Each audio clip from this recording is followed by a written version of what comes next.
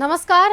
9 बज चुके हैं। मैं आपके साथ सुष्मिता राज। बुलेटिन की शुरुआत कर लेते हैं। सबसे पहले खबर झारखंड से है, जहां दिवंगत रामदास सोरेन की पत्नी चुनाव लड़ती नजर आ सकती हैं। घाटशिला से सूरजमणि को जेएमएम जो है वो टिकट दे सकता है। बेटे सोमेश की जगह मां सूरजमणि चुनाव लड़ सकती हैं। 15 तारीख तक नाम की घोषणा भी यहां पर संभव बताई गई है। आपको ये जानकारी दे कि दिवंगत रामदास सोरेन के निधन के बाद से सरायकेला के घाटशिला की विधानसभा सीट जो है वो खाली है। अब ऐसे में बिहार विधानसभा चुनाव के साथ घाटशिला उपचुनाव होने हैं और इसे लेकर जेएमएम की तरफ से जो दावेदारी आने वाली है उसमें एक और नाम शामिल हो चुका है।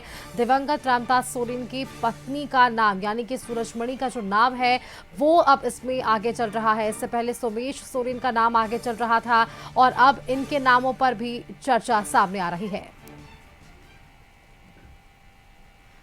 और इसी खबर पर हमारे साथ सरायकेला संवाददाता गुलाम रब्बानी फोन लाइन पर लगातार बने हुए हैं। गुलाम, इससे पहले भी आपसे बातचीत हो रही थी और हमने समझा कि किस तरह से ये पूरी दांवपेच नजर आ पा रही है। बेहद कम समय है, 15 तक तो ये भी बात जानकारी मिल रही है कि इससे पहले ही ये नामों पर मुहर लग सकती है। क्या जेएमएम की इसकी तरफ से कोई प्रतिक्रिया या बयान अब तक सामने आ पाया है क्या गुलाम?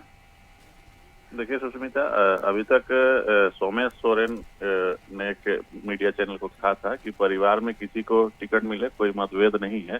अगर उनको मां को भी चुनाव लड़ाया जाता है, सूरजमणि सोरेन को, तो परिवार में कोई दिक्कत नहीं है।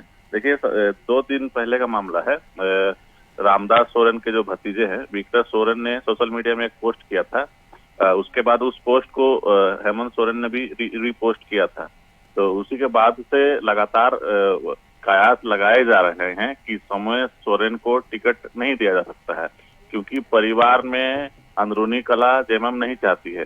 और इसी को लेकर अभी सूरजमणि सोरेन का सबसे पहले नाम चल रहा है और बताया जा रहा है कि जेएमएम सूरजमणि सोरेन पर ही दांव खेल सकती है, क्योंकि सूरजमणि सोरेन ही जब रामदास सोरेन क्षेत्र से बाहर रहते थे तो सूरजमणि सोरेन ही लोगों का काम देखती थी। और ज्यादातर क्षेत्र में जो किए उनके भतीजे, रामदास सोरेन के जो भतीजे हैं विक्टर सोरेन, वो सक्रिय रहते थे। हालांकि जो कागजी प्रक्रिया, जो कागजी काम होता है वो सोमेश सोरेन देखते थे। इसीलिए सहानुभूति वोटर जो उपचुनाव में होता है वो उनको मिल सकता है। इसीलिए सूरजमणि सोरेन पर ही जेएमएम दाव खेल सकती है। जी बिल्कुल, बेहद शुक्रिया। चलिए, आपका हमारे साथ जुड़ने के लिए और तमाम जानकारियां हमारे दर्शकों संग साझा करने के लिए।